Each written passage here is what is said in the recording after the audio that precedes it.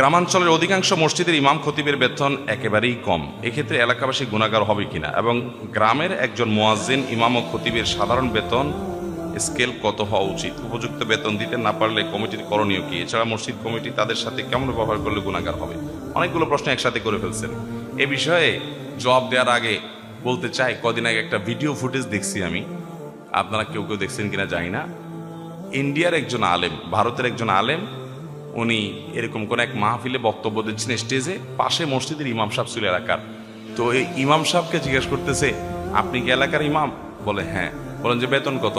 ইমাম সাহেব বলে 5,000। তখন ওই আলেম সাহেব বললেন নামাজ হবে না একটারও। আপনার বেতন যদি 5,000 দেয় তাহলে এগুলো একটারও নামাজ হবে না, কারণ 5,000 দিয়ে বেচারা কি করবে, কেমনে চলবে? ইমাম মুয়াজ্জিনদেরকে সম্মানজনকভাবে চলার মতো সম্মানী এটার ব্যবস্থা করা মসজিদ কর্তৃপক্ষের দায়িত্ব। আমরা অনেক সময় মনে করি ইমাম মুয়াজ্জিনরা আমাদের দয়ার ভিখারি হয়ে থাকবে, কাঙ্গাল হয়ে থাকবে। এটা খুবই লজ্জার কথা ভাই। আপনি কার পিছনে নামাজ পড়বেন, আপনার রুচি কি, সেটা নির্ভর করে আপনি তার সাথে কেমন আচরণ করছেন তার উপরে।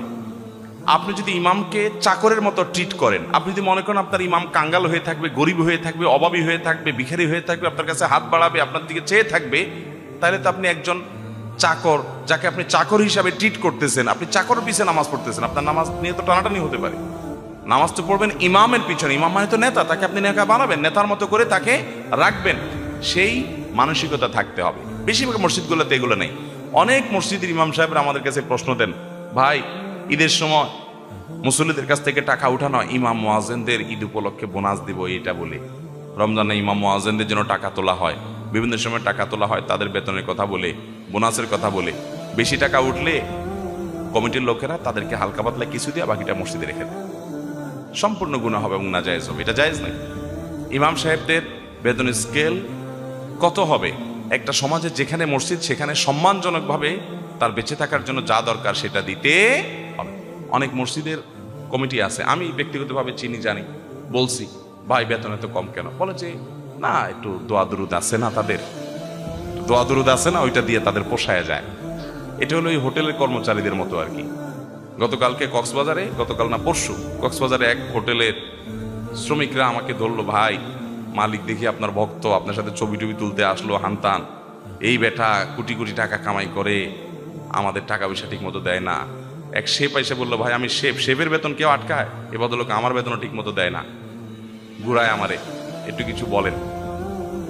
তো আমি বললাম ঠিক আছে, আমি তাকে বলবো, তার নাম্বার নিয়ে আনিছি, তাকে আমি নাসিহা করবো আল্লাহর জন্য, কিন্তু ঠিক মতো দেয় না। কেন দেয় না? হোটেলে কর্মচারী বেতন না দেওয়ার কারণ হচ্ছে ও তো টিপস পায়, এই জন্য বেতন না দিলেও চলে, ফাও, ঠিক না?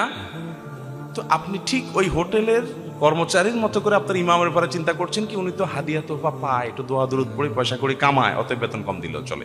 এগুলো খুব নিকৃষ্ট চিন্তা।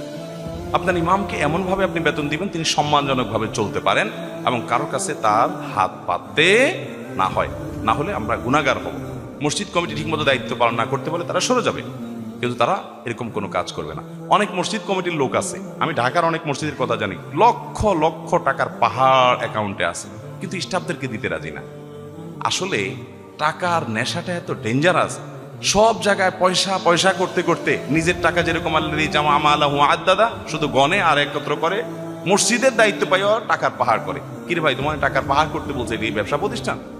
মসজিদের উন্নয়নে ব্যয় করো, স্টাফদের জন্য ব্যয় করো, এই মানসিকতা থাকতে হবে। আলহামদুলিল্লাহ আমরা আমাদের আসুন্নাহ ফাউন্ডেশনের যারা স্টাফ আছে, আমাদের মাদ্রাসায় যারা স্টাফ আছে, আমরা তাদেরকে সমাজে অন্য যে কোনো মাদ্রাসা এবং সাধারণ দিনী বা চ্যারিটি প্রতিষ্ঠানের চাইতে তারা যেন ভালো থাকতে পারে সেই চেষ্টাটা আমরা করি। আমরা যারা পরিচালনার সাথে আছি, আমরা কেউ পকেট মানিও নেই না, কোনো গাড়ি ভাড়াও নেই না, তেল খরচও নেই না, চায়ের টাকাও কেউ নেই না, কিন্তু স্টাফ যারা আছে তারা যেন সম্মানের সাথে, বিশেষ করে শিক্ষক, মাদ্রাসার, মসজিদের, তারা যেন ঠিক মতো চলতে পারে সেই চেষ্টা করি। এই জন্য আমাদের সবার উন্নত চিন্তা থাকতে হবে। আপনি কি চাকরের পিছনে নামাজ পড়বেন না নেতার পিছনে নামাজ পড়বেন, এটা নির্ভর করে আপনার আচরণের উপরে। আপনি তো ইমাম সাহেব করে, এই ইমাম সাহেব আপনার না বলছি এটা করতে, তাহলে তো লোকটা আপনার চাকর হইলো, তাহলে আপনি চাকরের পিছনে নামাজ পড়তেছেন। আপনার রুচি কি? আপনার রুচি হওয়া উচিত আমি ইমামের পিছনে নামাজ পড়বো, নেতার পিছনে পড়বো, তাহলে তাকে নেতার মতো সম্মান দিতে হবে। শুধুমাত্র ইলিম আছে তার কাছে, বেচারা হয়তো সদ্বুদ নাই, আপনার মতো এত শেয়ানা পাবলিক নাই, একটু সহজ সরল, কিন্তু লোকটার মধ্যে ইলিম আছে, সে আপনার চাইতে আল্লাহর কাছে অনেক বেশি মর্যাদাবান। ইয়ারফাইল্লাহুল্লাযীনা আমানু মিনকুম ওয়াল্লাযীনা উতুল ইলমা দারাজাত। ইমানদারদেরকে আল্লাহ অনেক মর্যাদা দিয়েছেন, কিন্তু যাদের এলেম আছে, আলেম, তাদের মর্যাদা অনেক বেশি। আল্লাহ তাআলা আমাদের সবাইকে ওলামা ইকরামের মর্যাদা দেওয়ার তৌফিক দান করুন, মসজিদের ইমাম সাহেবদের হক আদায় করার তৌফিক দান করুন।